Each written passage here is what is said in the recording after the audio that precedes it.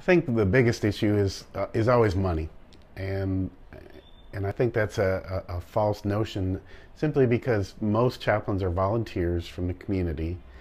Yes, there will be some startup expense of some training, and maybe if you want to help out with, you want them to have a uniform or something for special occasions, or a jacket or something like that. But most of those expenses can be picked up by a local church. They can be picked up by a local ministerial alliance.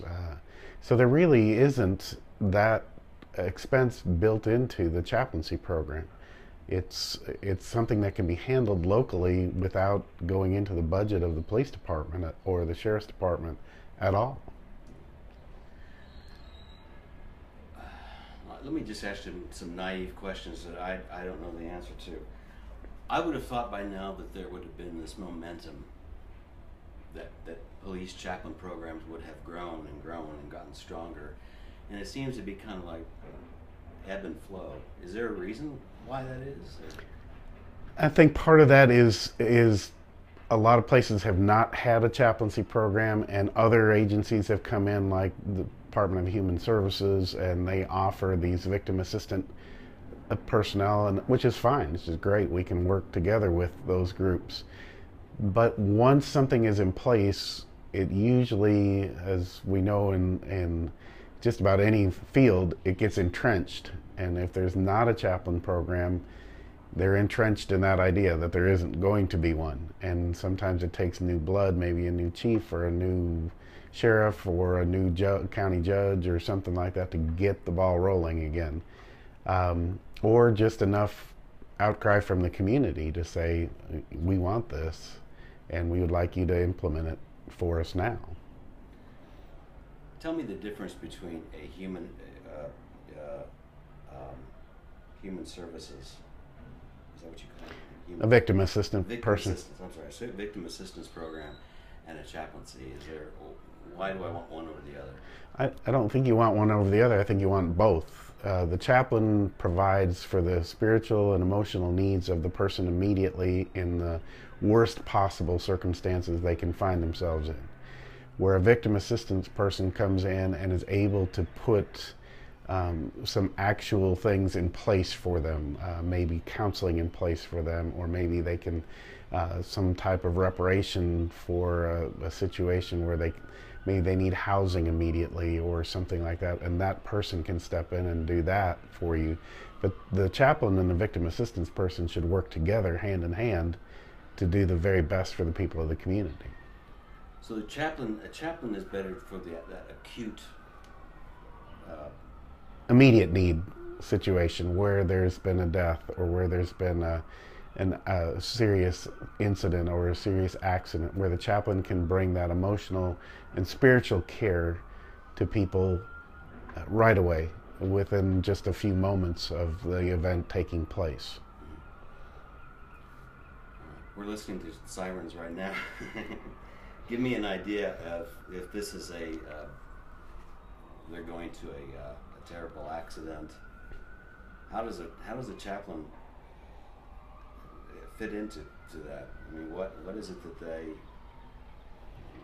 are they called in later, or how does that work? Normally, once the police department and fire department get to an accident like that, the chaplain is called to come out.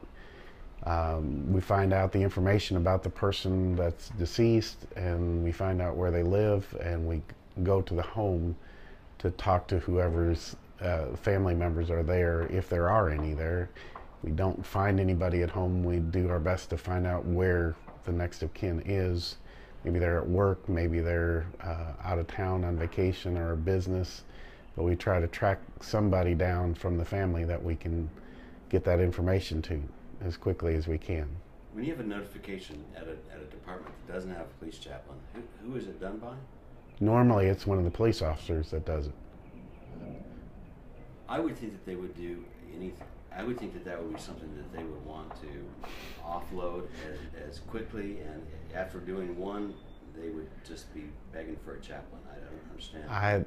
I agree with you wholeheartedly, but sometimes there's those situations where maybe your chief or your sheriff or whoever is in charge is been raised up a little differently in police work, and just be a man and do the job and don't worry about it. It doesn't have to be good, it's just got to be done. And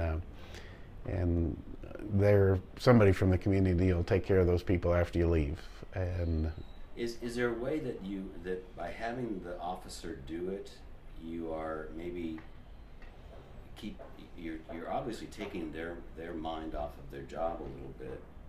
Well, I mean, I would think that there would be a benefit for having them walk away from that scene knowing that there's that somebody else is going to take care of this for them. Yeah.